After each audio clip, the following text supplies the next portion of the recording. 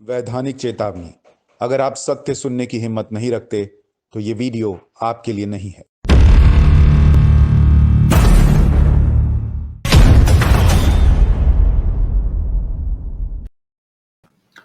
नमस्कार, बहुत स्वागत आप सभी का। मैं हूं सुशांत सिन्हा। आज के इस वीडियो में बात करूंगा कि कैसे प्रधानमंत्री नरेंद्र मोदी ने अमेरिका तक को झुकाया है और भारत की ताकत को एक बार फिर दिखाया है। और ये बात कई लोगों को पसंद नहीं आएगी क्योंकि अभी हाल ही में एक प्रोपेगेंडा चल रहा था कि भारत तो अरब देशों के सामने झुक गया, और मैंने आपको बताया था कि कैसे वो बड़ा प्रोपेगेंडा है। और आज का वीडियो जो आपको ये बताएगा कि कैसे वो प्रोपेगेंडा था और कैसे अमेरिका तक भारत के सामने झुक रहा है। लेकिन साथ ही इस वीडियो के दूसरे हिस्से में आपको बताऊंगा कि कैसे इन्हीं वजहों से कि भारत बहुत तेजी से आगे बढ़ रहा है, नरेंद्र मोदी को कुर्सी से हटाना नामुमकिन होता जा रहा है, अब भारत के खिलाफ एक बहुत बड़ा खतरनाक प्लान तैयार किया जा रहा है। और वो प्लान क्या है नरेंद्र मोदी को हटाने के लिए और भारत को नुकसान पहुंचाने के लिए, आज इस वीडियो में इसका भी जिक्र करूंगा। लेकिन सबसे पहले आपको दिखाता हूं कि क्यों मैं कह रहा हूं कि नरेंद्र मोदी ने, भारत ने अमेरिका को झुका दिया। आपको यह खबर देखनी चाहिए कि किस तरीके से US House votes for India sanction waiver over Russian S-400 missile deal. The US must stand with India in the face of escalating aggression from China. As vice chair of the India caucus, I have been working to strengthen the partnership between our countries and ensure that India can defend itself. ये अपने आप में इतनी बड़ी खबर है कि भारत ने रूस के साथ S-400 की डील की थी। अमेरिका हाथ पैर मारता रहा कि ऐसा मत कीजिए, मत कीजिए, मत कीजिए, हमने बैन लगाया हुआ है, रशिया से कोई डील नहीं करेगा। नरेंद्र मोदी ने कहा हम करेंगे तो करेंगे। इसके बाद रूस और यूक्रेन का जब युद्ध हुआ तो भी भारत ने रूस का साथ दिया अपरोक्ष तौर पर, और अमेरिका हाथ पैर मारता रहा कि आप रूस पर दबाव बनाने में हमारी मदद कीजिए। इंडिया ने नहीं मदद की तो नहीं की, भारत ने कहा हम बीच में तटस्थ रहेंगे तो रहेंगे, और एक तरीके से रूस की मदद की। इतने के बावजूद अमेरिकी संसद ने, जो उनके यहां का नियम था कि भाई आप रशिया से अगर कोई सामान खरीदेंगे तो आपको भी झेलना पड़ेगा, उस नियम में भारत के लिए एक खास छूट दे दी है कि ठीक है आप S-400 रशिया से खरीद सकते हैं। और अगर इसको मैं आपको समझाने की कोशिश करूं कि ये कैसे हुआ है, तो आपको ये नियम भी पढ़ना चाहिए जिसके बारे में कहा जाता है कि वो कहता है कैटसा। इसके मुताबिक is a tough US law that authorizes the US administration to impose sanction on the countries that purchase major defense hardware from Russia in response to Russia's annexation of Crimea in 2014 and its alleged meddling in the 2016 US presidential elections। यानी वहां एक नियम है CAATSA करके, जिसके तहत रूस को अलग थलग करने के लिए था कि भाई चूंकि उसने क्रीमिया पर कार्रवाई की और रूस के अमेरिका के इलेक्शंस में भी हस्तक्षेप किया, हेर फेर करने की कोशिश की, जो आरोप लगते हैं, तो इसलिए यह नियम लाया गया कि जो भी रूस के साथ कोई भी समझौता करेगा तो उस पर भी सैंक्शन लग सकता है।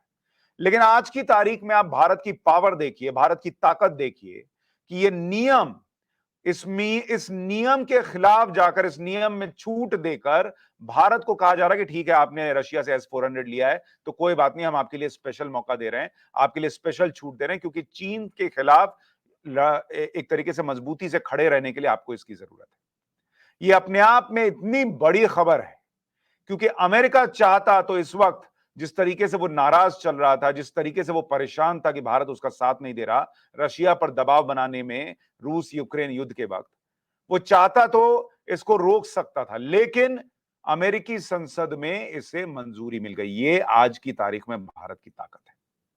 ये आज की तारीख में भारत की ताकत है कि अमेरिका को झुकना पड़ता है, और इसके पीछे नरेंद्र मोदी, और उन्होंने जिस तरह से काम किया, रिश्ते बनाए, भारत की ताकत को मजबूत किया, और अब भारत सबसे तेजी से बढ़ने वाली अर्थव्यवस्था बन रहा है, तो दुनिया देख रही है कि इसके बिना तो काम चलेगा नहीं, तो झुकना है तो झुक जाओ, लेकिन इनके साथ चलना पड़ेगा। भारत को छोड़कर कोई नहीं चल सकता, ये दुनिया रियलाइज कर रही है। हम भारतीयों के लिए गर्व का मौका है, जिनको लगता है कि अरे मोदी तो अरब के सामने झुक गए, वो उसी में खुश होते रहे, अपने सपने देखते रहे।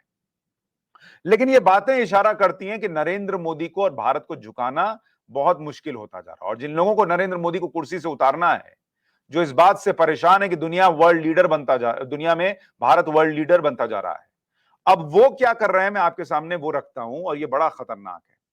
खबर ये आई, ये तस्वीर आप देखिए जिसमें नरेंद्र मोदी की फोटो है, खून चारों तरफ है और लिखा है India between pen and hope. और ये किसने छापा है आपको जरा ये भी बता देता हूं। जो आईएसआईएस नाम का संगठन है, आतंकी संगठन, उसने इसको छापा है। उसके खुरसान जो उसका पार्ट है उसने छापा, आईएसआईएस खुरसान ने। और उसका जो डिजिटल पार्ट है जिसमें छपती हैं ये चीजें, उसमें फ्रंट पेज पर लीड स्टोरी में नरेंद्र मोदी को छापा है। और उसमें ये दिखाया है कि कैसे मुसलमानों पर अत्याचार हो रहा है, कैसे हिंदू जो हैं वो गायों की पूजा करते हैं, मतलब हिंदुओं का अपमान किया गया है। और मुसलमानों को एकजुट करने के लिए कैसे प्लानिंग करनी है उसका भी जिक्र किया गया है। इतना ही नहीं, इसके अंदर यह भी लिखा गया है, अगर आप इसको पढ़ेंगे, कि one of the reasons that the Hindus dare to inflict crimes upon the Muslims even though the population of Muslims is around 200 million in India is that the Muslims have preferred the path of pacifism over jihad. यानी मुसलमान जिहाद नहीं कर रहा है इसलिए हिंदू उसको दबा रहा है, उस पर अत्याचार कर रहा है। इस तरीके से इस आर्टिकल में लिखा गया है। अब अगर आप इसको उठाकर देखें, जो आईएसआईएस जैसा खतरनाक आतंकी संगठन कह रहा है, और आप उसको मिलाकर देखें पटना में जो आरोप लग रहा है, पीएफआई का डॉक्यूमेंट मिला जिसमें विजन 2047 है इंडिया को इस्लामिक राष्ट्र बनाने का, इतनी बातें दोनों की मैच करती हैं। ये भी जिहाद की बात कर रहा है, वो भी जिहाद की बात कर रहा है। यहां भी युवाओं को बरगलाने की बात है, वहां भी युवाओं को बरगलाने की बात है। यहां भी इंडिया में इस्लाम का राज स्थापित करने की बात है, वहां भी इंडिया में इस्लामिक राज स्थापित करने की बात है। दोनों जगह ऐसा मैच दिखता है जैसे लगता है कि वो आरोप तो लग रहा है पीएफआई का डॉक्यूमेंट है, लेकिन दोनों को मिलाकर देखेगा तो ऐसा लगता है जैसे आईएसआईएस का ही डॉक्यूमेंट ना हो जो कि पटना में बरामद किया गया है। तो पूरे तरीके से प्लानिंग यह है कि इस देश के मुसलमानों को किसी तरीके से जिहाद के नाम पर खड़ा करो और इस देश के खिलाफ, नरेंद्र मोदी के खिलाफ इस्तेमाल करो। यह पूरी प्लानिंग यहां पर इसमें नजर आती है जब आप इसको देखते हैं। और अगर आप डॉट्स को कनेक्ट करें, देखिए अब जो बातें निकल कर आ रही हैं, एक तरफ विजन 2047, एक तरफ आईएसआईएस का ये डॉक्यूमेंट, तीसरा जो अब पुलिस ने आरोप पत्र दाखिल किया है दिल्ली दंगों के बाद, उसमें ये कहा गया है कि जहांगीरपुरी हिंसा दिल्ली दंगे की अगली कड़ी थी। तो जहांगीरपुर हिंसा के बाद जो आरोप पत्र दाखिल किया गया उसमें दिल्ली दंगे का कंटिन्यूएशन बताया गया है जहांगीरपुरी को। और लिखा गया है कि रामनवमी के दिन ही रच दी गई थी कि हनुमान जयंती पर दंगा कैसे करना है। तो वो जो प्लानिंग उन डॉक्यूमेंट्स में दिख रही है कि मुसलमान को भड़काओ और देश में आग लगाओ, वो जमीन पर होती भी दिख रही है, इसलिए चिंता बढ़ जाती है। इतना ही नहीं, ये भी कहा जा रहा है कि पाकिस्तान ने 2,500 लोगों का एक नेटवर्क खड़ा किया है जिसमें रियाज गौज का पीएफआई से भी कनेक्शन निकल रहा है और स्लीपर सेल देश में बनाया गया है। इन सारी खबरों को जब आप जोड़कर देखते हैं तो आपको समझ में आता है कि देश के लिए खतरा कितना बड़ा हो गया है। वो लोग जिन्हें पसंद नहीं आ रहा कि नरेंद्र मोदी यहां सत्ता में है, वो लोग जिन्हें पसंद नहीं आ रहा कि हिंदू मुसलमान सिख ईसाई सबको घर मिल रहा है, शौचालय मिल रहा है, उसके घर तक जो है पानी पहुंच रहा है, उनको नरेंद्र मोदी को सत्ता से उतारने का एक ही जरिया दिख रहा है। और वो जरिया उनको नजर आता है कि इस देश के मुसलमानों को भड़काओ, उनके दिमाग में रेडिकलाइजेशन के जरिए जिहाद भरो, जिहाद के नाम पर युवाओं को कहो कि आओ तुम भीड़ में इकट्ठा हो जाओ, पत्थर चलाओ, पेट्रोल बम चलाओ, इस तरीके की चीजें करो। विजन 2047 देकर उनको बताओ कि इस्लामिक राष्ट्र बन जाएगा। अरे भैया, जहां इस्लामिक राष्ट्र बन गया वहां क्या कमाल कर लिया, जरा मुझे ये बताना। सीरिया में तो जो चीजें हुई उसको अगर आप देखने जाओगे तो क्या वहां कोई हिंदू आपको प्रताड़ित कर रहा था? पाकिस्तान में मुसलमानों की हालत क्या है? अफगानिस्तान में मुसलमानों की हालत क्या है? और हिंदुस्तान में आप देखिए कितनी बेहतरी से मुसलमान रहता है, लेकिन उनके दिमाग में जहर भरा जा रहा है कि देखो नरेंद्र मोदी के आने के बाद क्या हो रहा है। और यही मैं चाहता हूं कि मुसलमान समझे, वो कंपेयर करें कि दुनिया में जहां पर इस्लामिक राष्ट्र हैं, जहां सिर्फ मुसलमान ही था, क्या उनका भला हो गया? और हिंदू के से बेहतर पड़ोसी कह लीजिए या साथ में रहने वाला कहीं नहीं मिल सकता। लेकिन आजकल सरतन से जुदा किनारे, आजकल जिस तरीके से कि हमारे धर्म को बदनाम किया जा रहा है, चाहे वो हिजाब नहीं पहनने दिया गया, देखो हमारे साथ अत्याचार हो गया। अरे भाई, ईरान में देखो लड़कियां निकल कर आ रही हैं और कह रही कि हमको हिजाब नहीं पहनना है। तो जहां इस्लामिक रूल है वहां पर लड़कियां कह रही हैं हिजाब नहीं पहनना है, और यहां जहां आपको आजादी मिली हुई है वहां आपके ऊपर कोई हिजाब थोप रहा है और आप उसको स्वीकार कर रहे हैं। यही तो वो रेडिकलाइजेशन है जो चाहते हैं। यही तो वो चीज आपके दिमाग में भरना चाहते हैं कि भारत में देखो तुम्हारे साथ क्या हो रहा है। और ये सारी प्लानिंग सिर्फ एक चीज के लिए हो रही है कि नरेंद्र मोदी को कुर्सी से उतारो, भारत को डिस्टेबलाइज करो, भारत की तरक्की को रोको। ये जो दुनिया झुक रही है, अमेरिका झुक रहा है भारत के सामने, ये इन लोगों को पसंद नहीं आ रहा। और अगर इसको रोकना है तो बहुत जरूरी है कि आप इस प्लानिंग को समझें। वो जो विजन डॉक्यूमेंट 2047 में लिखा हुआ है कि 10% मुसलमान आ गया तो हम हिंदुओं को घुटने पर ले आएंगे, ये बहुत खतरनाक सोच है। ये जो स्लीपर सेल तैयार हो रहा है भाई, 2014 के बाद भारत में कोई बड़ा आतंकी हमला तो हो नहीं पाया, हाथ पैर ये लोग मारते रह गए। तो अब आतंकी हमला प्लान नहीं कर रहे हैं।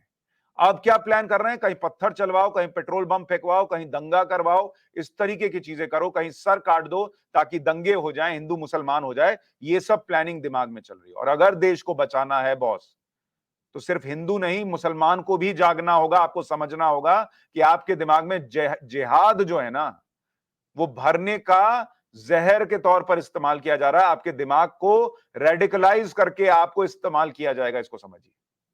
और आपका तो नुकसान होगा ही, इस देश का नुकसान होगा, आपके जो लोग इस देश में रहते हैं उनका नुकसान होगा, जो बाहर बैठे हैं, जो इंडिया को पॉलिटिकली झुका नहीं पा रहे, वो सारे लोग फंड करेंगे इन लोगों को।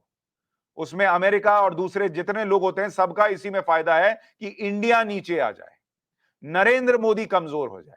क्योंकि नरेंद्र मोदी को आंख से आंख मिलाकर सोच रहे हैं कि आंख नीचे करेगा, तो वो तो हो नहीं रहा। इंडिया का प्रेशर इतना है कि भैया यूएस को झुकना पड़ रहा है।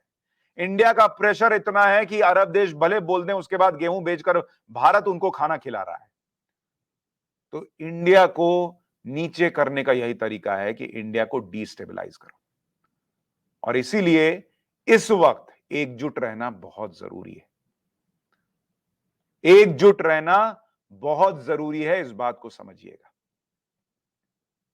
नमस्कार।